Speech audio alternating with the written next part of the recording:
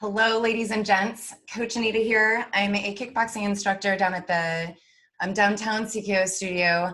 I'm a licensed and certified healthcare practitioner, foundation in occupational therapy, and I have several certifications in the health and wellness industry, including nutrition. And I'm reaching towards the end of a nutrition series here for all of you about 5 nutrition principles that are based in the 5-factor test. So evidence-based research, most evidence-based research commonly agree on these 5 principles. And today we're going to talk about sleep.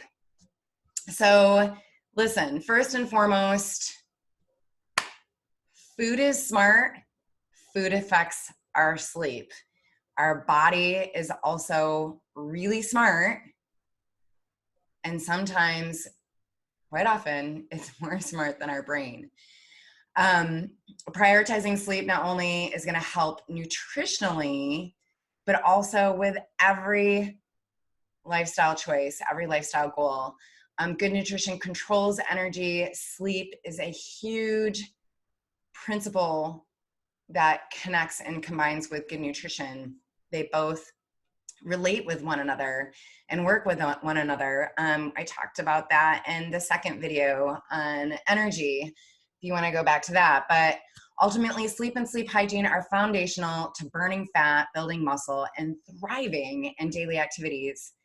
Our sleep quality and duration really benefits from planned behaviors. Like I said, our body's smart. Our brain sometimes rebels to the body. So that's why that planned scheduled behavior is really helpful. So, and when our body is super tired, right, our brain is fighting it from getting the sleep that it needs. You know those moments when your body is so exhausted and you can't stop your brain. So we're going to talk a little bit about that. Sleeping less than what your body really needs impairs our body's ability to regulate several key hormones.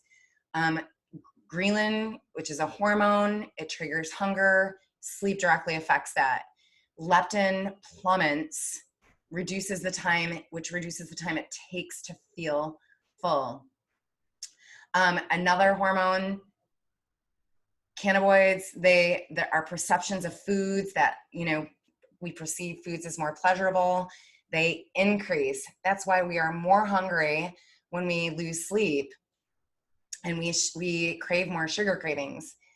Chronic sleep deprived people really stay more hungrier. Their sweet cravings increase, and there goes a whole bag of mini Snickers, right?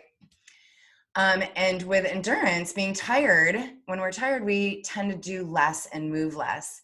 Our health erodes, our blood pressure increases, and so our heart is working harder while we are hardly working. Our lifestyle influences our sleep quality. What's going on right now is influencing probably some of your sleep quality. If our brain's not shutting off, it's going to be really hard to fall asleep. Our habits affect our sleep. Sadie and I in the recovery series talked about starting with your identity and looking at your values and your priorities. Really, that can unfold into habits. Sleep hygiene, as a name, sleep hygiene, are ultimately habits that help us have a good night's sleep. So when we prioritize those over time, may not happen immediately, but over time, we are basically giving our body that ability to communicate to our brain, that ability to calm down. Our demographics, genetics, such as age, socioeconomic status, educational level, they all influence sleep. What we don't know, we don't know. What we don't feel, no, we feel, we don't feel. Age, I'll get into that in a little bit with a circadian rhythm, but let me not jump ahead of myself. We ultimately function best on 7 to 9 hours of sleep. Yet through our lifespan, that changes. Think about it. Newborns and children, they sleep between 12 to 15 hours. adolescents or, maybe toddlers, they're sleeping more than 9 to 11 hours. And the reason they're sleeping more, you probably know this, but it's because their body's functioning to try to change. It's trying to grow organs. They're taking in new information. They're getting taller, but there's more going on than just what you see. There's so much going on below the surface in our organs. They're trying to mature to digest new types of foods. The muscles are building to manage new demands of movements. The brain is expanding to learn new ways of cope. And when our body is going through change, maybe adding a new intensity to your workout, maybe working on good nutrition, maybe changing jobs, all of these changes right now, this is a huge change. We really benefit from good quality sleep. Sleep is going to support burning fat, building muscle, and learning new ways to respond and to react. So I started getting into circadian rhythm a little bit. We all have this internal circadian clock. It's located in the brain region near where our optic nerves cross. And our clocks really change throughout our lifespan. For example, some people call themselves night owls or morning larks or hummingbirds. These are all just kind of representative of when they wake up or when they thrive, when they're kind of more in their zone. Children and older adults, they typically have the same internal circadian clock. They tend to wake up early, where adolescents and young adults are more likely to wake later. So again, it shifts and changes through our lifespan. And you know what? When we wake and when we go to bed and that clock, it really ultimately affects the best time to exercise. I know I look at those morning folks at CKO when they're coming out, or 5:30 a.m. I'm thinking, oh my goodness, that is not me right now. And that's okay. I'm not judging them. I'm just claiming it. Not my season. What's really important is that our body goes through 4 cycles of sleep, that REM, non-REM, light sleep. And it's not so important that to understand about these 4 stages, as it is important to understand that we need to go through those 4 stages, especially the non-REM sleep. That's the most restorative. That's actually the lighter sleep. The deep sleep is not the most restorative. It's the non-REM. I guess 45% we really benefit from being in that stage for 45% of our sleep cycle. So regardless of what time you go to sleep, folks, it's just the amount of time you sleep that supports your body to repair and restore. It's the quality of your sleep. It helps us be more resilient against times like this, stress, our ability to regulate our emotions, our responses, our ability to sustain healthy interpersonal relationships. Lack of sleep can increase the risk of obesity, diabetes, hypertension, and heart disease. And it can literally cause us car crashes. It's really dangerous. It's like being drunk. In fact, I've heard people say that have gone on 0 sleep and have to work the next day. They feel like they're drinking or have drank, they're drunk.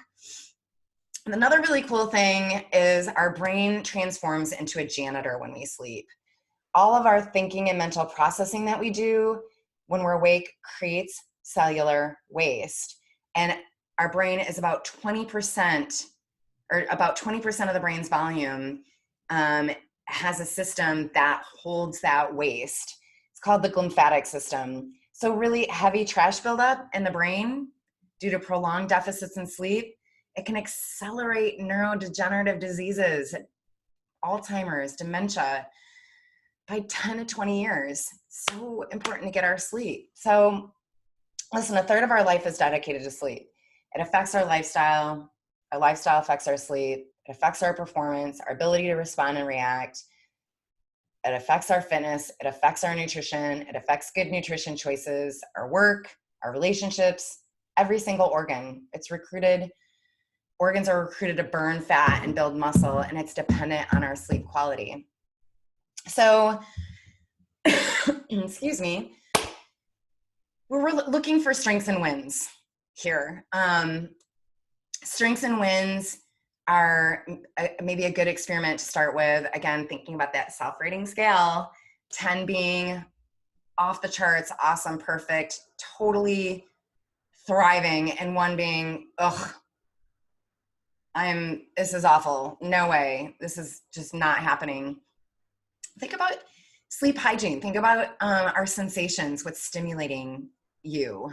Let me say, thinking about the sights, the sounds, our movement, things that we can control, and even things that we can't control. Consider the sensations that relax you. Maybe pick something. It could be a scent like lavender or jasmine that are known to be really calming. Maybe that's in an essential oil, or maybe you take a bath and, have a bar of soap. And maybe, you know what, baths and hot showers at night aren't your jam. So it could be drinking a soothing beverage that's warm. Alcohol actually does impact our sleep. So, a soothing beverage, maybe like tea, or a nightcap if it's not in plenty, because that's going to affect your quality of sleep. Maybe listening to music, doing stretching or yoga. I think that Demi's coming out with some meditation. Try that. But just think about it, experimenting with it. Give it a test. Try not doing anything one night and self-rate how you physically feel before you go to bed, how you physically feel when you wake up. You could self-rate your energy. And then try experimenting with just one thing, one simple, small, even if you choose stretching, you don't have to do it for 20 minutes, maybe, 3 minutes. Because usually when we start doing one thing, sometimes we can end up kind of doing it for a little bit longer than we planned. But notice and name how your body responds with the self-rating scale. I hope this was helpful for everybody. I really, really hope that everyone is getting a good majority of sleep, and that is quality sleep.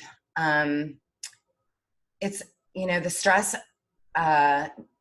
the new stress and the new change and the way that our lives have been disrupted out of routines and patterns it's realistic. If we didn't call it out, we would be living with a veil over our eyes.